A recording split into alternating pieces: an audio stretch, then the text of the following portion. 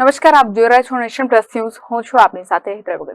વાઘોડિયા ચોકડી પાસે બંગાળના ગોડાઉનમાં આગ લાગી હોવાની ઘટના સામે આવી છે, જેમાં પ્લાસ્ટિકના ખાલી બોરા અને લોખંડ ભંગારમાં આગ લાગી છે. આગે ધારણ કર્યું છે વિકરાળ સ્વરૂપ, જેમાં 5 કિલોમીટર દૂર સુધી ધુમાડાના ગોટે ગોટા દેખાઈ રહ્યા છે.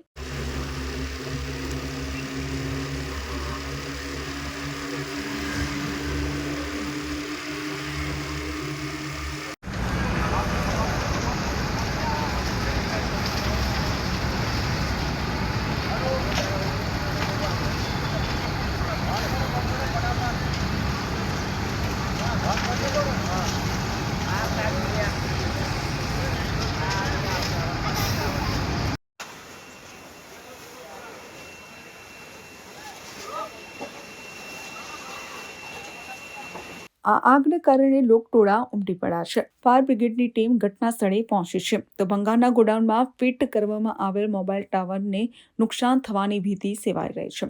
પ્લાસ્ટિકના ખાલી બોરામાં લાગેલી આગ પર કંટ્રોલ કરવો ફાયર બ્રિગેડને પણ ભારે પડ્યું છે. ફાયર બ્રિગેડની સાયરનોથી હાઈવે સતત ગુંજી રહ્યો છે. વિવિધ ફાયર સ્ટેશનના ફાયર ફાઈટરોની મદદ લેવી પડી છે, તો સાથે 8 ફાયર ફાઈટરો આગ પર કંટ્રોલ મેળવવા માટે સ્થળ પર પહોંચ્યા હતા.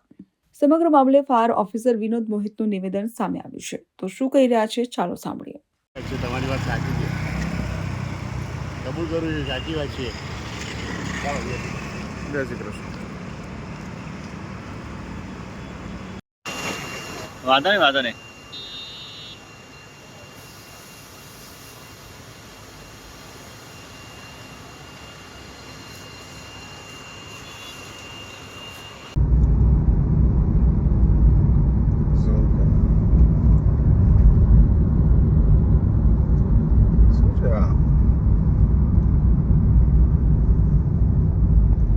છે ને કઈ ફાયર બ્રિગેડ કચરામાં છે. મને ખબર પડી ગઈ. કર્યો ને દિવ્યાંગને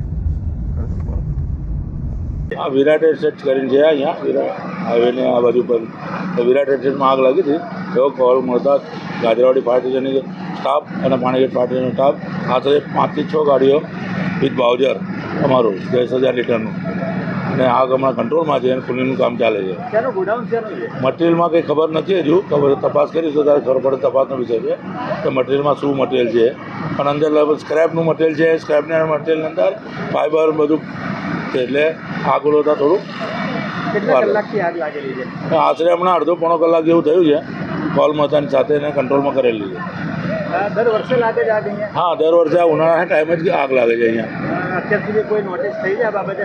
નોટિસ તો કોઈ થઈ નથી. ગયા વર્ષે અમે નોટિસ કરેલી. અહીંયા અમુક એક જગ્યાએ અમે ફાયરના સિસ્ટમ માટે બી નોટિસો આપેલી છે.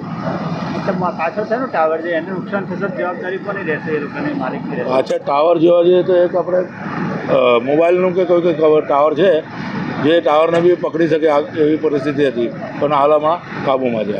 Bureau nation plus news Vadodara.